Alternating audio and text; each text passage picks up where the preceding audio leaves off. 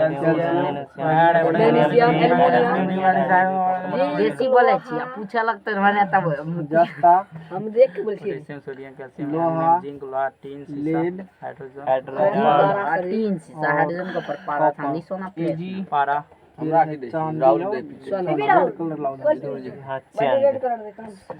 Hydrogen कहाँ लिखे sir change कर करके हाइड्रोजन जरूरत नहीं, उसका एक्सट्रैक्शन गैस है इसीलिए। अरे यहाँ तो था भी पढ़ाए थे, मैथ पढ़ाए थे, तो यहाँ छोड़ दो, यहीं पर रेड कलर है। सुनो, ये जो है मतलब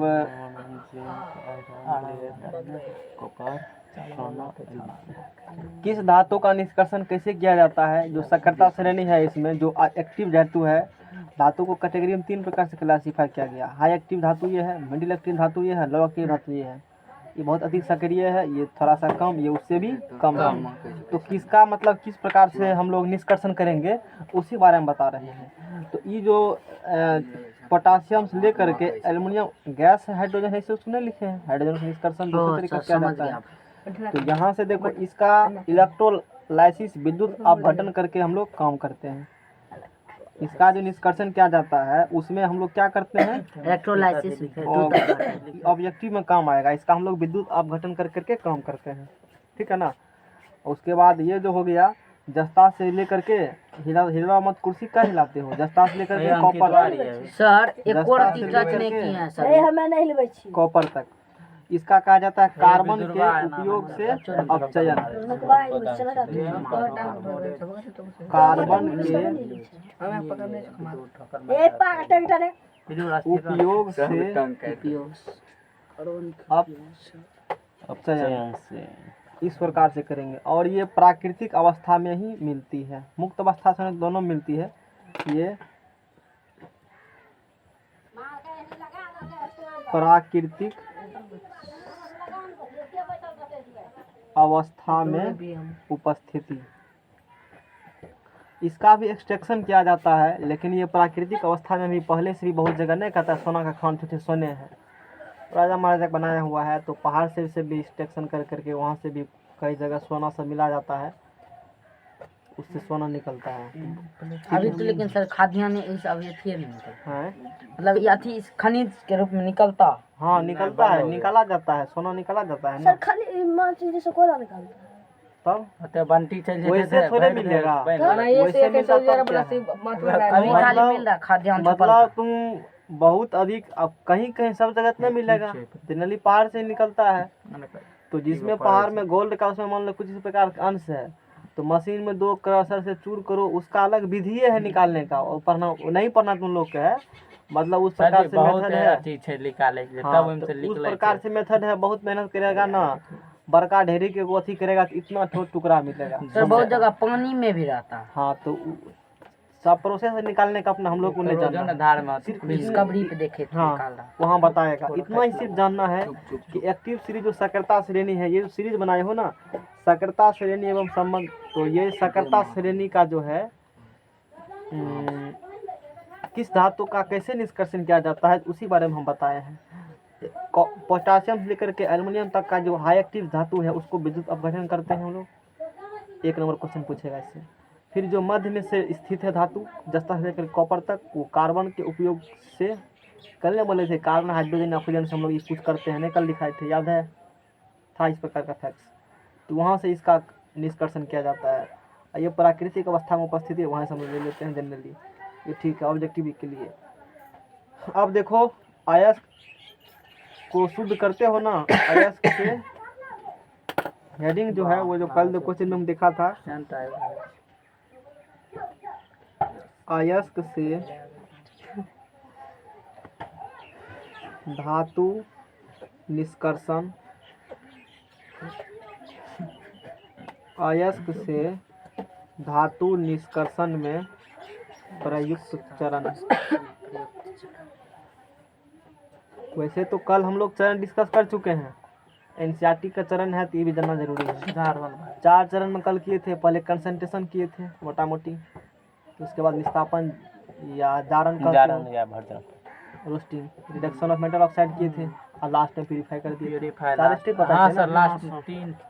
यही 4 स्टेप हम लोग उसको करते हैं। फिर उसके अंदर सब केस था कंसंट्रेशन करने का, मेरे पास 4 प्रोसेस था। उसके बाद जारन था, पहला उसके बाद फैन क्या था? प्लवन विधि किए थे, हाँ, उसके बाद फैन प्लवन विधि के बाद हम लोग ग्रेविटी सेपरेशन मेथड किए थे, तो चुंबकीय फिर किए थे, मैग्नेटिक सेपरेशन मेथड किए थे, और लास्ट में निछालन था, निछालन ब्लीचिंग था। किए थे। ये कुछ प्रोसेस में डिस्कस किए थे, किसमें, कंसंट्रेशन में। तो आज ये वही है जो जितना पढ़े हो ना, सबका एक एक चार्ट में अति। कर करके उसको डिस्कस करते हैं। तो पहले बात, जो तुम्हारे पास अयस्क रहेगा, अयस्क का सांद्रण किया जाता है, चाहे अयस्क का क्या करेगा, सांद्रण। ये पूछा गया है, चार्ट नहीं पूछा गया है, कल दिखाया था ये। अब देखो अयस्क अभी तक जो पढ़ा है ना, उसी का निचोड़ ये कर सकते हो एक तरह से। अयस्क का सांद्रण करेगा, ठीक है। अब डिपेंड ये करता है, सांद्रण तो करेंगे, किस टाइप का अयस्क कर रहे हो तुम, मतलब काम किस टाइप का अयस्क तुम्हारे पास है। तो यहाँ से 3 टाइप का हम लोग धातु का निष्कर्षण करते हैं। कितना टाइप का, 3 टाइप का। जो पहला होगा, अभी जो पढ़ा है, है अति, हाँ उच्च अभिक्रियाशील धातुएं। दूसर रहेगा मध्यम, मध्यम अभिक्रियाशील, अब जगह कम है, ठीक है, अभिक्रियाशील धातुएं मध्यम। तीसरा रहेगा, निम्न, अभी देख चुके हैं हम 3 गो का। हाँ सर, तीसरा है निम्न अभिक्रियाशील, निम्न अभिक्रियाशील।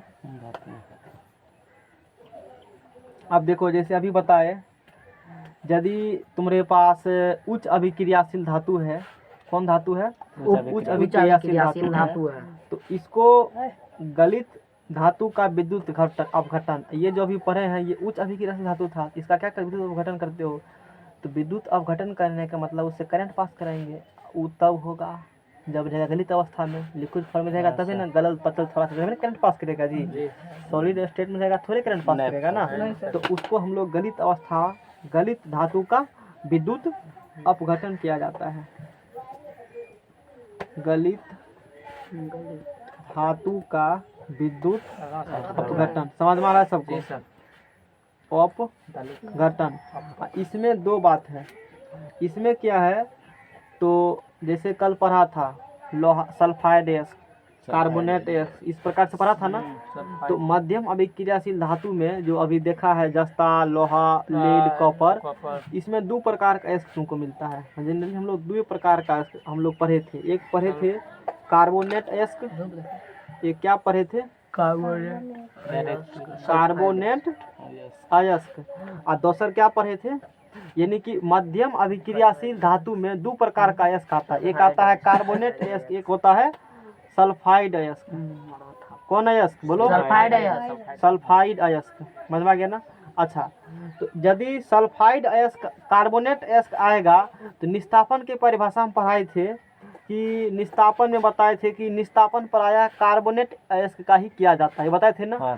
तो कार्बोनेट अयस्क रहेगा, तो कार्बोनेट अयस्क क्या कर लेगा तुम पहले, निस्तापन। अब सब समझ में आ रहा है, वो चार्ट कल डिस्कस किए थे, तो कल लिखाए थे निस्तापन प्रायः कार्बोनेट ऐसे किया जाता है। और वहीं पर ये बताए थे कि भर्जन या जारन किसे करते हो, सल्फाइड अयस्क का, तो इसको कह देंगे हम लोग भर्जन।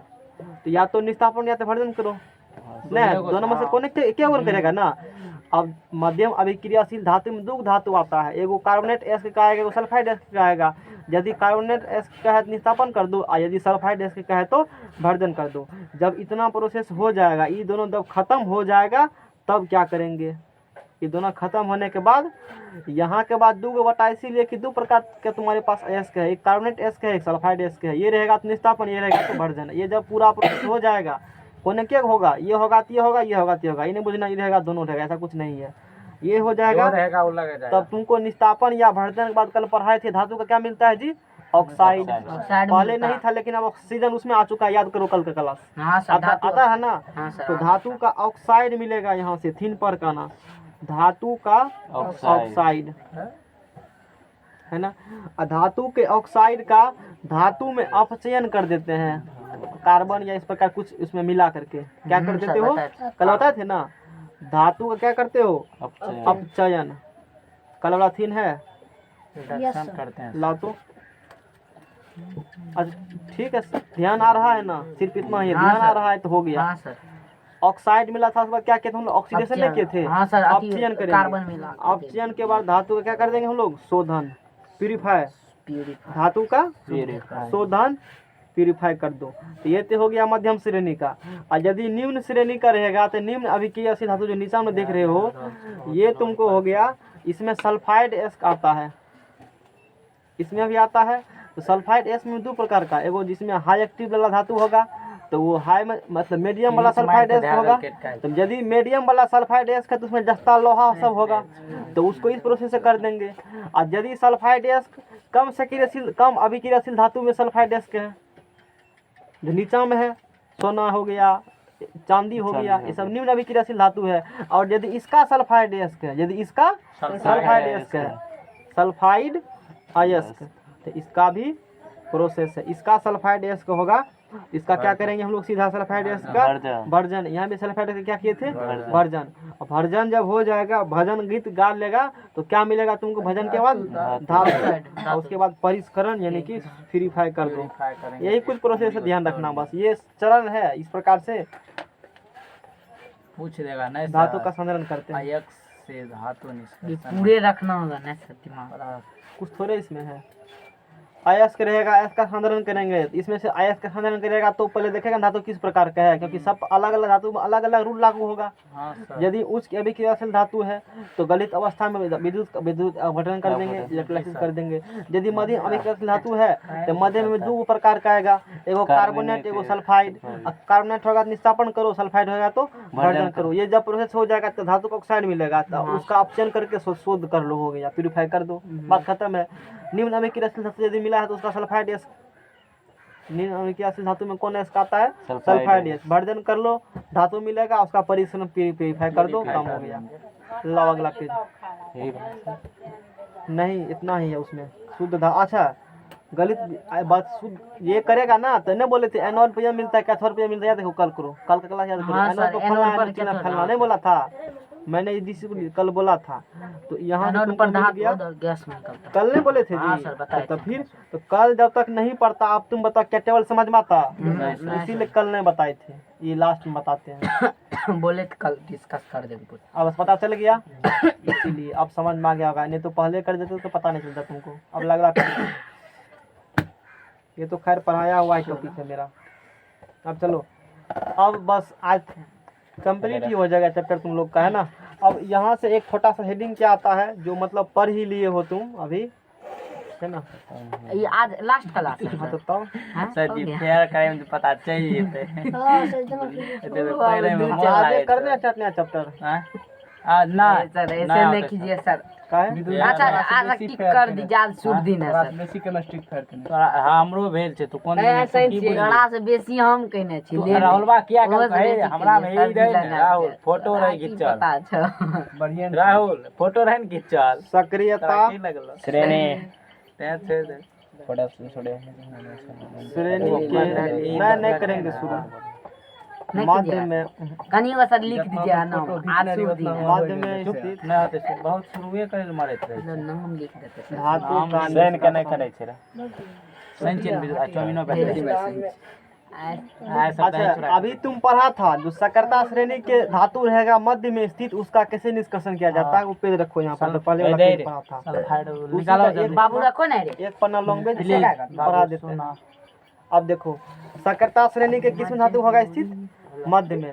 यदि ये क्वेश्चन पूछ लिया लॉन्ग में, किस में पूछ लिया, लॉन्ग में मतलब शॉर्ट क्वेश्चन या 3-4 मार्क का है, हां सर, ऐसे स्पेशल करके पूछ लिया, अलग से पूछ लिया है, तो वहाँ पर तुम क्या लिखोगे वो सुन लो हम, है ना। वहाँ पर क्या लिखना है, वहाँ पर लिखना है कि सकरता श्रेणी के मध्य में मुख्यतः जिंक, लोहा लेड है, देखो लेड, लोहा आदि धातु स्थित है। अब तुम सीरियली भी कर सकते हो, जिंक, लोहा, लेड, कॉपर, बात समझ में आ गया इतना, इसे स्थित है। ये धातुएं क्रियाशील होते हैं, मतलब मध्यम श्रेणी की क्रियाशील होते हैं। क्रियाशील तो है, कंपाउंड तो बनाता है, क्रियाशील तो है, अच्छी बात है। अब देखो, अतः ये धातु यौगिक रूप में पाई जाती है। क्रियाशील होगा, रिएक्शन करेगा तो किस रूप में मिलेगा, कंपाउंड में मिलेगा, एक दूसरे से रिएक्शन कर लेगा और फिर पूरा करने के लिए किस रूप में मिलेगा, यौगिक रूप में मिलेगा। प्रकृति में ये धातुएं कार्बोनेट एस तथा सल्फाइड एस के रूप में पाई जाती है। कार्बोनेट अयस्क तथा सल्फाइड अयस्क रूप प्रकृति में धातु पाई जाती है। कुछ है नहीं है। यहाँ तक कोई दिक्कत नहीं सर। नहीं है। इन धातुओं के निष्कर्षण के लिए इनके सांद्रित अयस्क को, कौन अयस्क को, सांद्रित है अयस्क क्या कर लिया, सांद्रित करेंगे। पहले धातु के ऑक्साइड के रूप में बदला जाता है। किसे बदल देगा, धातु के ऑक्साइड निस्तापन दरान भर्जन ये सब कर करके, ये सब तो सांद्रने का प्रोसेस है ना, ये सब कर करके हाँ सर, सांद्रण का 2 प्रकार। सांद्रित अयस्क को पहले क्या करते हैं, धातु ऑक्साइड में बदला जाता है और उसके बाद अपचयन विधि द्वारा, कौन विधि द्वारा, अपचयन विधि द्वारा धातु के ऑक्साइड से धातु प्राप्त किया जाता है। अपचयन विधि द्वारा धातु के ऑक्साइड से क्या प्राप्त करेगा, धातु। और जब ये मिल जाएगा धातु के ऑक्साइड प्राप्त करने के लिए, अब बात आती है कि धातु ऑक्साइड कैसे मिलेगा हमको, धातु का ऑक्साइड कैसे तभी करेगा अपचयन। तो वो प्राप्त करने के लिए कार्बोनेट अयस्क के साथ निस्तापन किया जाता है। धातु का ऑक्साइड तुमको मिले इसके लिए कार्बोनेट अयस्क के साथ निस्तापन किया जाता है और सल्फाइड अयस्क के साथ भर्जन किया जाता है। ये जब करेगा तुमको क्या मिल जाएगा, धातु का ऑक्साइड मिल जाएगा। देखो कुछ है, इसी को नहीं बोला गया पूरा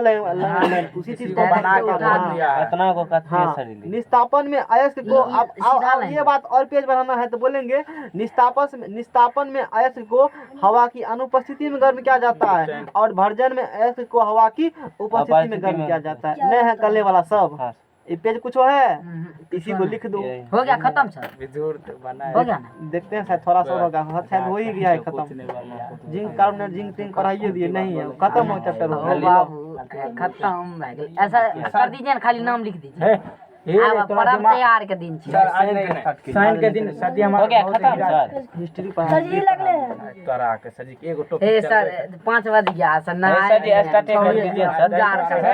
पागल छी तो दिमाग खराब है ऐसा छोड़ दीजिए ना, सब तक छुट्टी देना चाहिए अपने